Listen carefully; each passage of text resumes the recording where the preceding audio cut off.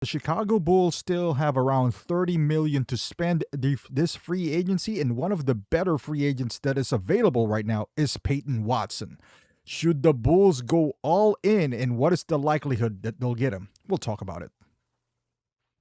Get the lowdown on one of the most iconic basketball teams in the world. You're listening to Chicago Bulls Nation. What is going on, Bulls Nation? Another Bulls, kind of like target here. In the past few months, we already know that the Bulls will have, an ample amount of cap space, and they could use it in several ways. One of the names mentioned was Payton Watson along with Tari Eason and also Walker Kessler.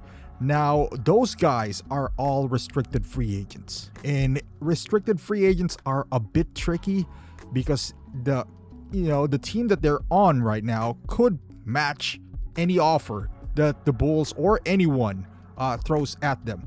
With Walker Kessler, I'm almost certain that the Utah Jazz, unless you are massively overpaying Walker Kessler, which if you're the Bulls, you don't want to do that as well.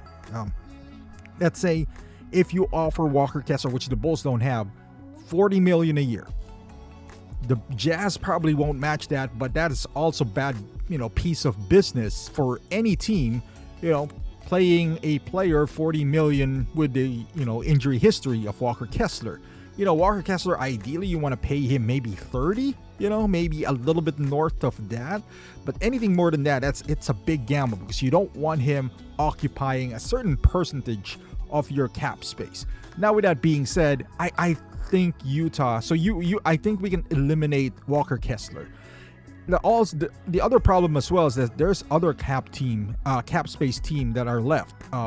There's not too much with the Nets, but the Lakers, depending on what they do with their cap space, are they going to sign LeBron? Probably not.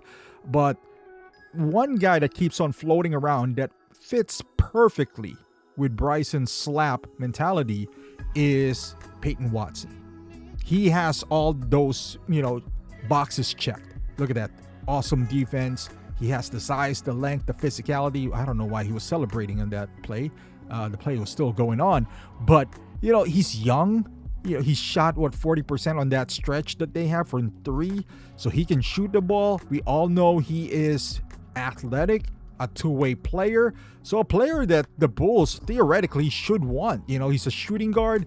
Would be just a tall lineup. Imagine having Giddey at 6'8", having him also at 6'8", and then Matas Buzelis, Caleb Wilson, and then Nick Claxton.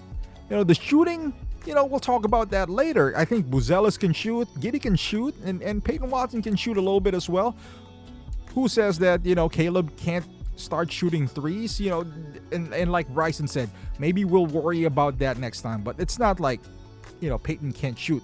I guess the biggest problem with Payton Watson is the competition. Like, I think the Lakers are leaning towards not re-signing LeBron. That means they're going to have, a pretty good amount of cap space to match whatever. It depends on how much we are offering, I guess, Payton Watson. What is a good offer for Payton Watson? What is an offer that the Nuggets definitely would not match? Now, the Nuggets is in a bit of a bind right here. Unlike Utah, who has cap space. The Nuggets are already in the second apron as we speak. So the Nuggets might just, if they re-sign Watson, they decided to, they could run it back theoretically. But man, the tax bill is going to be through the roof, and they're going to have some roster crunch as far as flexibility, because we all know, the penalties of being in the second apron. Now, the New York Knicks can theoretically go to the second apron. They just won a championship, but Denver is a team that got bounced in the first round. Now, would Payton fix that? He would help for sure. Christian Braun didn't also have a good, he was coming off an injury, and Payton didn't play that series.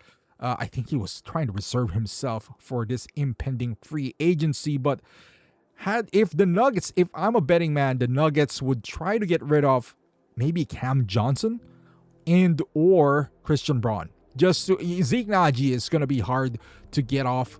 You're going to have to part some, just major, some draft picks to get rid of that. But if you were the Nuggets and you are hell-bent on keeping Payton Watson, which they could also just, worry about second apron later on.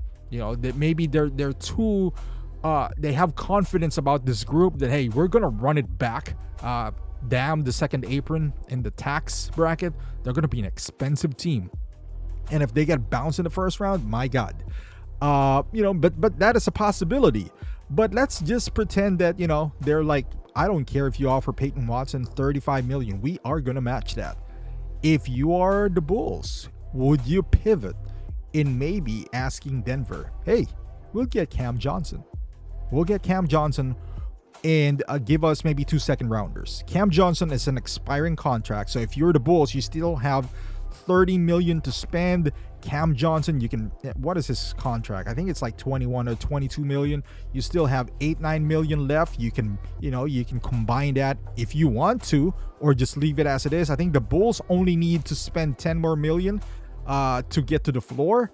You could keep that along with your mid-level exception with just 9 million. Wait for the buyout market and see which teams needs help, towards the trade deadline, and maybe capitalize on your cap space to get more assets like draft picks. You could do that as well. So if you're the Bulls, you have a lot of options here as far as facilitating trades, being on the buyout market, getting trades. When you might not see a lot of trades right now, but in the trade deadline where teams are jockeying for position, trying to improve their odds in the playoff standings, that's where the Bulls can utilize some of their cap space and help those teams facilitate or just make their teams better. And then, in return, we get some draft compensation. But if you are Bryson Graham as well, having Payton Watson in your lineup is also beneficial.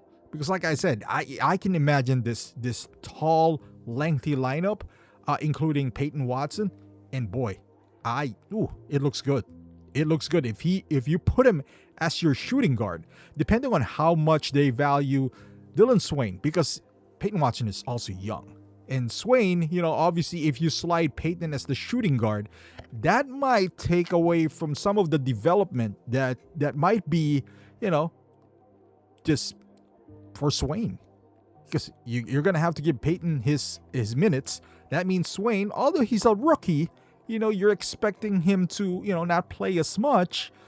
But, whether you want to admit it or not, that is going to cut down on his minutes. But, you can slide Payton at the 3 as well. There are ways to make this work. But I am not against. As a matter of fact, I think I like Payton Watson more if we're talking about just pure free agency. I like him more than Tari Eason. I think he's a better fit as far as, being defensive player and being able to play the two spot. I think Tari Eason is more of a 3 and 4. He can probably slide in 2 as well, but I just feel like Payton Watson athleticism is just a definition of slap. But we'll see what happens. We'll see how much Denver values Payton Watson and how much they value this core. The core that they have, not just Payton Watson, because I'm pretty sure they value Payton Watson a lot. But if they decide to do this, they need to find, and if they are hell-bent on being like, all right, you know what? Down with the second apron, that means they fully, and I'm not buying it, that this roster can compete against the Thunder and San Antonio Spurs. If they re-sign Payton Watson, they're putting all their eggs in this basket. But we'll see. Thank you for watching Bulls Nation. Hopefully you like this video. Give it a thumbs up, subscribe to the channel, and I'll see you in the next one.